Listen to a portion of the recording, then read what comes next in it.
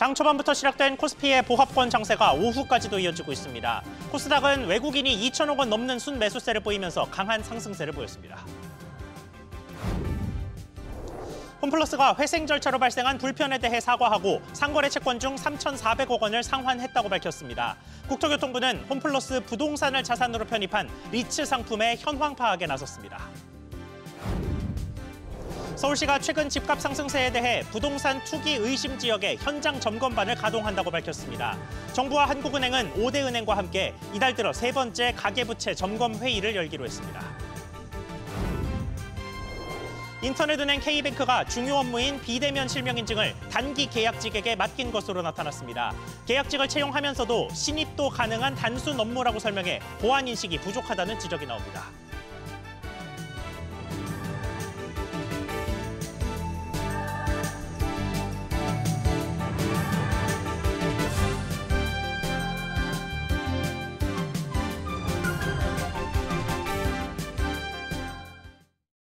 여러분 안녕하십니까? 외국인 투자자 움직임에 증시의 희비가 엇갈리는 하루입니다. 코스피는 외국인 매도세의 하락 흐름을 보이고 있고 코스닥은 매수세의 급등 중입니다. 마감 앞둔 금융시장 상황 먼저 알아보겠습니다. 송태희 기자. 네, 우선 코스피는 오늘 장중 대부분 약보합권이었죠. 그렇습니다. 2,500억 원가량 외국인이 팔고 있는 코스피는 5포인트 내외 내린 2,569선에 거래되고 있습니다. 반면 외국인이 2,000억 원 이상 매수에 나서고 있는 코스닥은 1.6% 이상 큰 폭의 오름세를 보이고 있습니다. 코스피에서는 건강관리 서비스, 생명공학이 오랜만에 4%대, 전기장비가 3%대 강세를 보이고 있습니다. 시가총액 상위 종목입니다. 삼성전자는 0.3% 내외 상승하고 있고 SK하이닉스는 2% 넘게 오르면서 다시 20만 원대를 돌파했습니다. LG에너지솔루션, 현대차가 각각 3%, 1% 이상 하락하고 있습니다. 네이버는 3%가량 떨어지고 있고 카카오는 소폭 오르고 있습니다. 소카가 19% 가까이 오르고 있습니다. 이재용 전 대표의 17만 주 공개 매수 소식이 전해지면서 경영권 분쟁 재료가 부각되고 있습니다. 레스가 호반그룹이 지분을 매입했다는 소식에 7% 내외 오르며 계속 강세입니다. CJ도 11% 상승하며 강세를 보이고 있습니다.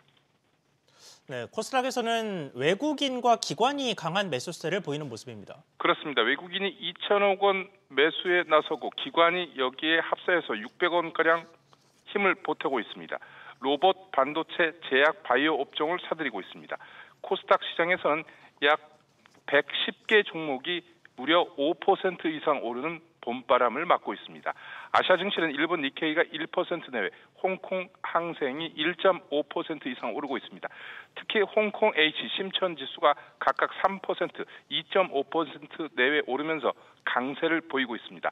중국 기술주에 대한 투자 매력이 부각되고 있기 때문입니다. 원달러 환율은 어제 이 시간과 이런 내외 변동성을 보이면서 1,453원 안팎에서 거래되고 있습니다. SBS 비즈 송태희입니다. 홈플러스 경영진이 기업 회생 신청 이후 열흘 만에 처음으로 공식 석상에 나와 사과했습니다.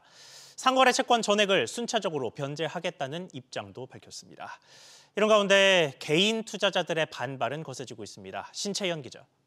네, 신채연입니다. 네, 순서대로 짚어보겠습니다. 홈플러스 기자간담회에서는 어떤 이야기 나왔습니까? 네, 조주현 홈플러스 사장은 어제까지 상거래 채권 3,400억 원 상환을 완료했다며 가용현금 1,600억 원에 영업을 통해 매일 현금이 유입되고 있는 만큼 상거래 채권 전액을 순차적으로 변제하겠다고 밝혔습니다. 홈플러스는 오는 6월 3일까지 회생 계획안을 제출할 예정인데요. 신용등급 하락 사실을 미리 알고 회생 절차를 준비했다는 의혹에 대해선 부인했습니다. 들어보시죠. 확정된 뒤에 저희가 긴급히 검토하고 연휴 기간 중에 의사결정을 해서 신청한 겁니다. 그 부분은 저희가 명확합니다. 자, 그런데 이 간담회장에 손해가 우려되는 개인 투자자들도 몰려왔죠. 네, 그렇습니다. 개인 투자자들은 홈플러스가 신용등급 하락을 사전에 인지하고도 채권 발행을 방조했다면서 투자금을 돌려달라고 요구했습니다. 홈플러스와 김병주 회장은 당장이라도 피해자들에게 사과하고 사죄를 털어서라도 상거래 채권인 전단체를 매입한 모든 피해자에게 피해 전액을 즉각 반환해 주기 바란다. 하지만 오늘 간담회에서 김광일 MBK 부회장은 김병주 회장의 사제 출원 요구에 대해 답변이 곤란하다면서 전자단기사채가 상거래 채권인지 금융채권인지는 법원에서 판단할 것이라고 말했습니다. 이런 가운데 김병주 회장은 오는 18일 국회 정무위원회 현안 질의의 증인으로 채택됐지만 해외 일정을 이유로 불출석할 전망입니다. SBS 비즈 신청원입니다. 상황 보신 것처럼 홈플러스를 둘러싼 혼란은 협력사와 투자자 두 축을 중심으로 벌어지고 있습니다. 그간 MBK가 홈플러스 부동산을 다양하게 매각했던 만큼 관련 리츠 상품도 여럿 있는데 정부가 이에 대한 현황 파악에 나선 것으로 확인됐습니다. 박규준 기자, 정부의 움직임 전해주시죠. 네, 국토교통부가 홈플러스 부동산에 투자한 이 리츠에 대한 현황 파악에 착수했습니다. 현재 리츠 운용사들을 상대로 이 홈플러스 부동산 매입 시에 일으킨 대출액, 또 홈플러스 임차료 납부 현황 등에 대한 자료를 요구하고 있는데요. 국토부 관계자는 돈을 어느 정도 빌렸는지와 이 홈플러스 매입 자산 현황, 또 회사가 어떻게 대응하고 있는지 등을 보고 있고 또 자료를 요구하고 있다고 설명했습니다. 대표적으로 홈플러스 평촌점과 남현점을 담은 KB 부동산 신탁과 홈플러스 연수점을 담은 신한 리츠 운용이 최근 부실자산 발생 공시를 했는데요. 이 중 연수점을 직접 운용하는 상장사인 신한 터부 T&D 리츠는 오는 8월 22일까지의 임차료를 모두 미리 받았고 홈플러스와 임대차 계약을 해지해도 이 리츠 최대 주주인 서부 T&D가 홈플러스 면적까지 책임 임차하는 것으로 협의가 완료됐다고 밝힌 상황입니다. 네, 그러면 신한은 어느 정도는 단기 수습이 된 거고 KB는 상황이 어떻습니까? 네, 홈플러스 평촌점 리츠는 이달 말이 임차료를 받는 기일이고 남현점 리츠는 연납으로 이미 임차료를 수취한 것으로 파악됐습니다. 특히 이달 말에 임차료 수취 여부가 결정이 나는 이 평촌점 리츠 투자 정권사들의 경우에는 사태를 주시하고 있습니다. 홈플러스 평촌점 리츠에는 한화투자증권이 지분 63%로 최대 주주로 있고 SK증권과 유한타증권도 지분이 10%대입니다. 이 남현점 리츠도 한화투자증권과 유한타증권이 주요 주주입니다. 한화증권 관계자는 KB 부동산 신탁에 향후 점포 정상 운영 여부와 임대료 지급 계획 등을 회신 요청한 상황이라고 했습니다. 최근 이 홈플러스 전주 효자점에 투자한 공모펀드에서 홈플러스가 월 8억 5천만 원 규모의 임차료를 못 낸 일이 실제 벌어져서 임차료 수취에 대한 우려가 커진 상황입니다. SBS 비즈 박규준입니다. 이어서 최근 꿈틀거리고 있는 부동산 그리고 대출 관련 소식까지 연달아 짚어보겠습니다. 집값 상승의 중심지는 단연 서울, 그중에서도 최근 오세훈 서울시장이 규제를 푼 지역들입니다. 이에 비판 여론이 거세지자 서울시가 또다시 투기 세력 경고에 나섰습니다. 최지수 기자, 서울시가 비슷한 메시지를 연이어 내놓고 있는 상황이죠. 그렇습니다. 서울시는 보도자료를 통해 강남 3구와 마포, 용산, 청동 등 부동산 투기 세력 유입 의심 지역에 현장 점검반을 가동한다고 밝혔습니다.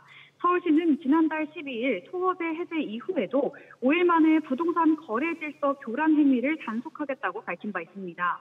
이달 5일 국토부와도 합동점검하겠다고 발표한 후 일주일 만에 또 같은 메시지를 낸 겁니다. 중개업소를 중심으로 중개사법, 거래신고법 위반 여부를 들여다보고 비정상으로 판단되는 초고가 실거래 내역도 살펴봅니다. 불법 행위 적발 시 수사를 의뢰하고 국세청에 통보하는 등 강력 대응할 예정입니다. 이번 주 강남 3구 아파트값이 7년 만에 최대폭을 경신하는 등 집값 상승세가 심상치 않은 상황인데요. 주간 데이터로도 토어제 해제 이후 확실한 상승세가 확인되면서 오세훈 서울시장 책임론이 부각되자 수습에 나서는 것으로 보입니다. 어제 정부와 서울시는 과도한 가격 상승이 계속될 경우 토어제 재지정 추진을 검토하겠다고 밝히기도 했습니다. 네, 비슷한 맥락에서 서울의 입주 물량이 많다는 발표도 냈죠. 네, 그렇습니다. 수요자가 선호하는 지역에 입주 물량이 대기 중이라는 점을 강조했는데요. 서울시는 올해 입주 물량이 4만 7천호로 지난 2005년 통계 작성 이후 네 번째로 많은 수준이라고 강조했습니다.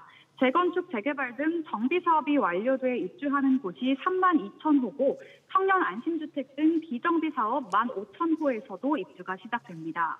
또 서울시는 4만 7천 호 중 1만 4천 호가 선호도 높은 동남권에 있다고 설명했습니다. 주요 입주 단지는 신반포 4지구를 재건축한 메이플자이 3,300여 호, 잠실 레미안 아이파크 2,600여 호, 청담 르엘 등입니다. 서울시는 올해 연말에도 2,000세대 이상 대단지 입주가 집중돼 있어 내년 상반기까지 전월세 시장에서 안정적인 공급이 이루어질 것으로 내다봤습니다. SBS 비즈 최지수입니다. 이런 부동산 우려에 정부도 분주합니다. 지난해 다양한 부작용과 비판을 감수하며 어렵사리 눌러놓은 가계대출이 빠르게 다시 불어나면서 관계부처가 며칠 단위로 계속 회의를 여는 모습입니다. 취재기자 연결해 보겠습니다. 정동진 기자. 네, 정동진입니다. 네, 최근에 관련 회의가 얼마나 자주 열리고 있는 겁니까? 평소에는 기획재정부 주관으로 하는 부동산 점검회의와 금융위원회가 주축이 되는 가계부채 점검회의가 한 달에 한 번꼴로 있는데요. 최근 빈도가 부쩍 잦아졌습니다. 기재부는 3월 들어 부동산 시장 점검회의를 매주 했고요. 일주일도 안 돼 다음 주 월요일 금융위 주재로 가계부채 회의가 또 예정돼 있습니다. 금융당국과 한국은행, 국토부와 주요 시중은행 관계자가 모여서 가계부채 증가 추이를 점검하는데요.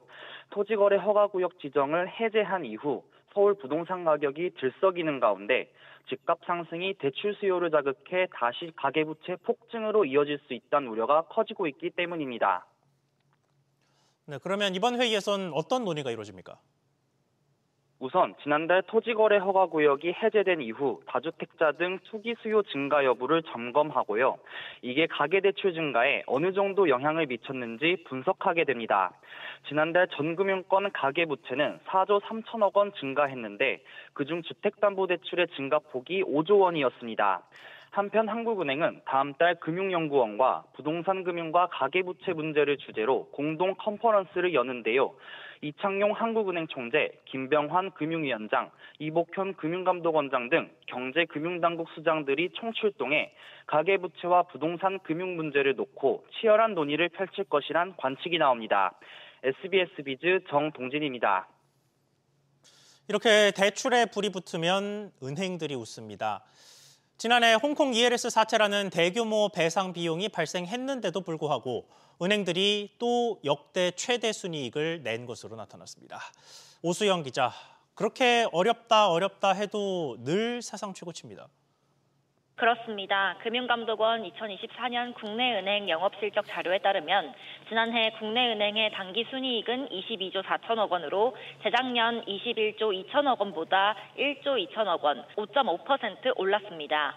주가 연계증권, 즉 ELS 배상 비용 1조 4천억 원 등 영업의 손실이 확대됐지만 대손 비용이 3조 1천억 원 감소했기 때문입니다.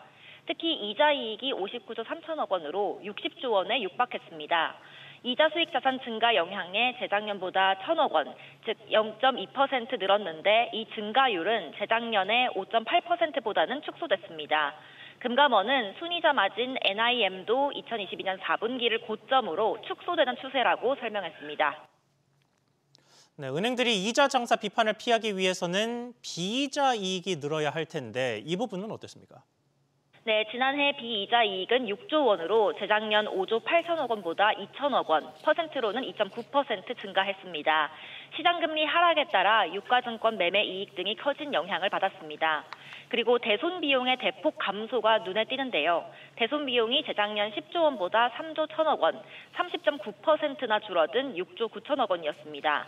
재작년 대손 충당금 산정 방식 개선 등에 따라 충당금을 대거 추가 적립했던 데 따른 기저효과가 반영됐습니다.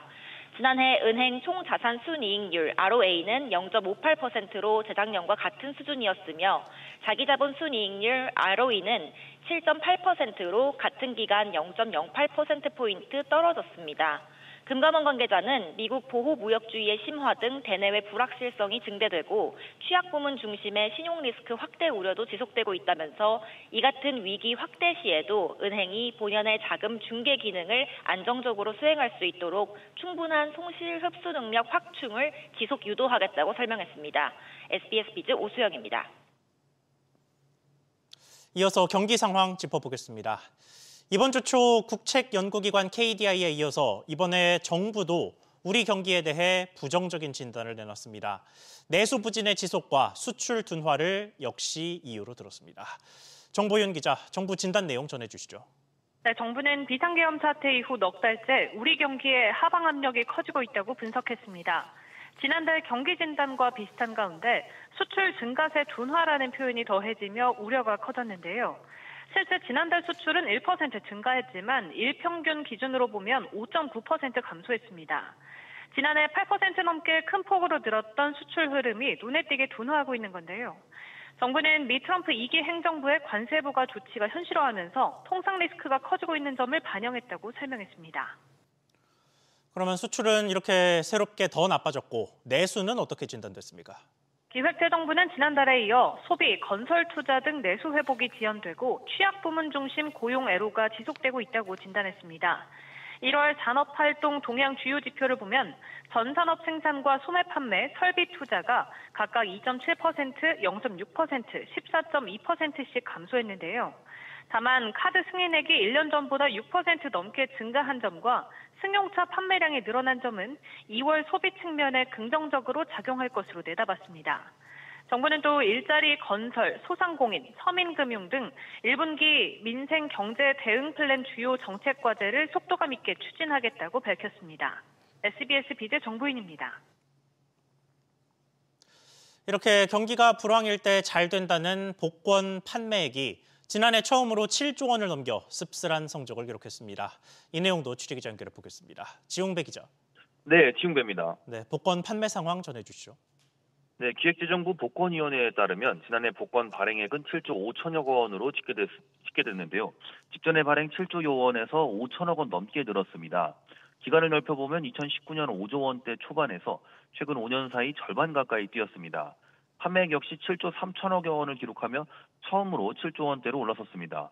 종류별로 보면 온라인 복권 로또 645 판매가 6조 원에 육박하며 대부분을 차지했습니다. 코로나 이후 사회적 거리두기로 다른 사행성 소비에 대한 관심이 복권으로 옮겨간 가운데 경기 불황도 더해져 복권 판매가 활발한 것으로 보입니다. 네, 이 돈들은 다 어떻게 쓰이는 겁니까? 네, 복권기금법에 따라 기금 중 40%가량은 공익적 사업에 쓰이는데요. 지난해 같은 경우 한부모 가족 자녀나 다문화 가족 지원을 위해 7,400억 원 가까이 옮겨지며 제일 많이 쓰였습니다. 이어 국토부 저소득층 주거 안정을 위해 4,500억 원, 문체부 문화예술진흥을 위해 2,500억 원가량 등이 쓰였습니다. 이 밖에 1,000억 원대 저소득층 에너지 효율 개선 사업이 신설되기도 했습니다. 일각에선 물론 취약계층 지원을 위해 활용되지만 정부가 사행성 사업을 통해 나락 곳간을 채우고 있다는 지적이 제기됐는데요. 정부는 복권 판매가 소비자 심리에 달려있어 그 규모를 직접 조절할 수는 없다는 입장입니다. 이런 가운데 올해는 지난해 예정 발행액 7조 3천억 원보다 5% 늘어난 7조 6천억여 원 규모의 복권이 발행될 계획입니다. SBS 비즈 지용배입니다. 이어서 기업들 소식입니다. 삼성 SDI가 2조 원 규모의 유상증자를 추진하기로 했습니다. 전기차 수요 부진 속에 배터리 업계도 어려움을 겪고 있는데 어떤 활로를 모색하고 있는 건지 짚어보겠습니다. 박연신 기자, 유상증자 소식 전해주시죠. 네, 삼성 SDI는 오늘 이사회를 열고 시설 투자 자금 확충을 위한 유상증자를 결의했는데요. 이번 유상증자 주식수는 1,182만 1,000주로 증자 비율은 16.8%입니다. 방식은 주주 배정 후 실권주 일반 공모로 진행되는데 신주 배정은 다음 달 18일을 기준으로 이루어지고 오는 5월 22일 확정 발행가액이 결정됩니다. 이후 오는 6월 19일 신주 상장이 마무리될 예정인데요. 최주선 삼성 SDI 사장은 안정적 재무 구조를 기반으로 중장기 성장을 가속화하기 위해 이같이 결정했다며 다가올 슈퍼사이클을 착실히 준비할 것이라고 강조했습니다. 네, 그러면 자금을 구체적으로 어디다 쓰겠다는 얘기입니까? 이번 유상증자를 통해 모은 자금은 투자처에 쓰일 것으로 보이는데요. 특히 미국 제너럴 모터스, GM과의 합작 법인 투자와 국내 전고체 배터리 라인 시설 투자 등에 활용될 것으로 예상됩니다.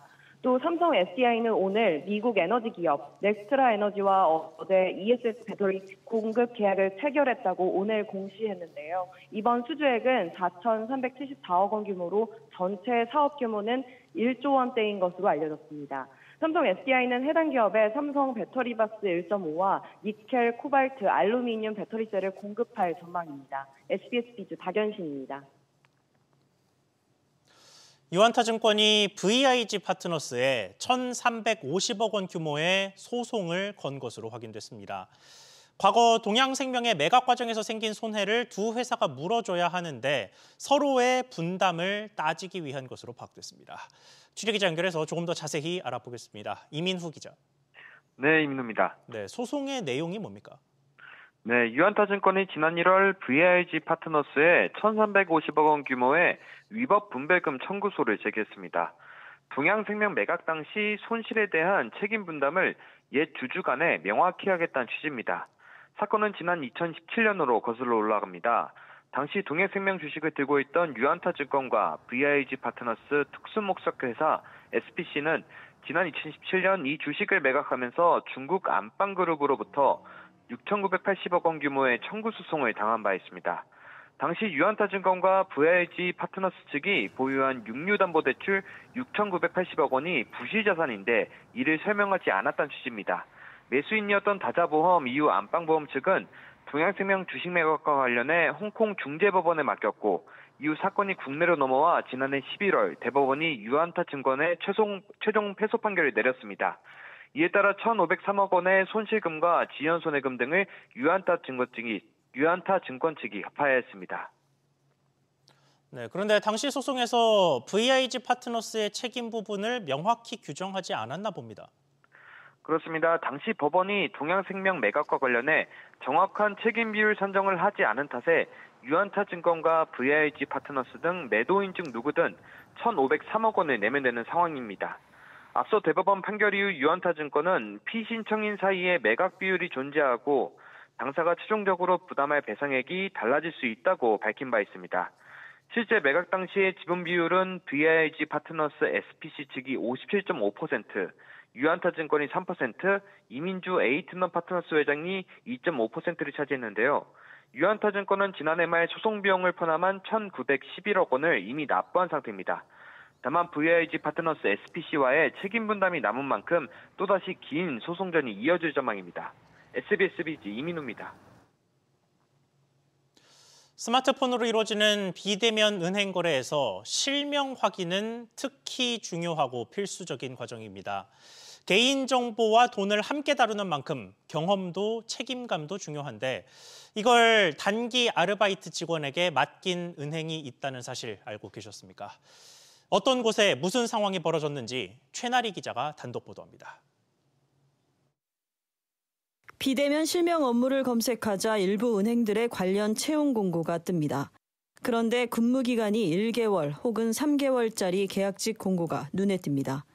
K뱅크의 비대면 실명 인증을 영상통화로 하는 단순 업무라면서 신입도 가능하다고 돼 있습니다. 비대면 거래에서 가장 중요한 본인 확인 절차를 사실상 아무에게 맡기는 셈입니다. K뱅크 관계자는 협력 업체의 채용으로 고객 확인 과정 중 일부 단계고 사후 검증은 K뱅크가 하고 있다며 안내와 확인 작업이 필요한 업무가 몰렸을 때 지난해 말 한시적 채용이 이루어졌던 것이라고 설명했습니다. 통상 대부분 은행권이 비대면 실명 확인 업무를 협력 업체에 맡기고 있는 만큼 K뱅크만의 상황은 아닐 수 있습니다. 하지만 다른 인터넷 은행의 경우 협력사의 정규직 인원들이 해당 업무를 전담 수행하고 있었습니다. 비대면으로 신분증과 어떤 사람을 확인하면서 그 사람이 맞는지 확인하는 작업이 그렇게 간단한 작업이 아닌데 은행 업무라든가 그런 창구 업무를 좀 오래 하시고 그런 확인 절차를 좀 해보신 분들이 되도록 좀 오래 하시는 게 좋지 않을까 합니다. 책임의식을 이렇게 확실히 가지고 비대면 금융거래가 활성화되면서 사망한 고객의 명의 도용부터 관련 금융거래 사고는 끊이지 않고 있습니다. 미흡한 신원 확인이 불법 대출 등 대형 금융사고로 이어지는 요즘 비대면 실명 인증이 단순 업무가 아니라는 인식의 전환이 필요해 보입니다. SBS 비즈 최나리입니다. 코스맥스가 일본 최대 이커머스를 보유한 이베이 재팬과 손잡고 일본 시장에서의 K뷰티 판로 확대에 나섭니다.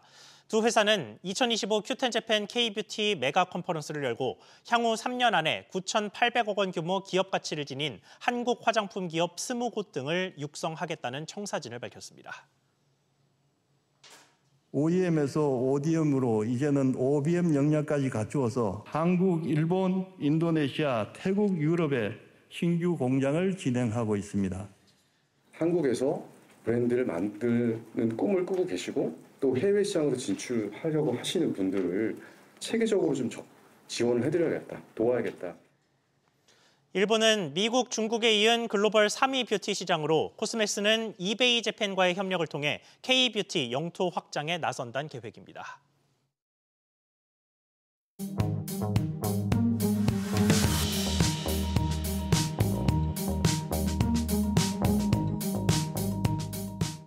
안녕하세요. K웨더 공기진흥센터에서 전해드리는 대기오염 예보입니다. 미세먼지 실황을 보시면 아직 곳곳으로 공기가 탁합니다. 특히 서쪽 지역을 중심으로 대기질 나쁨에서 한때 나쁨 단계를 보이는 곳이 있습니다. 이 가운데 현재 서울은 개포 1동과 4동, 도곡 2동은 76 마이크로그램 안팎으로 서울 중 먼지 농도가 가장 높게 나타나고 있습니다.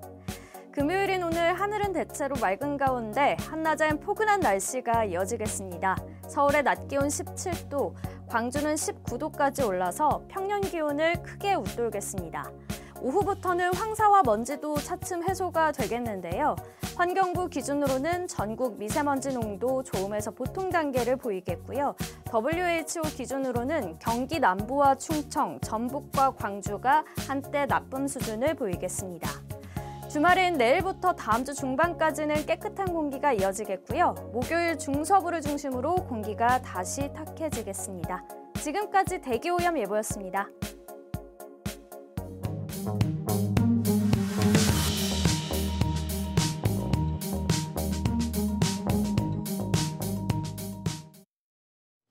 뉴스 마치겠습니다. 시청해주셔서 고맙습니다.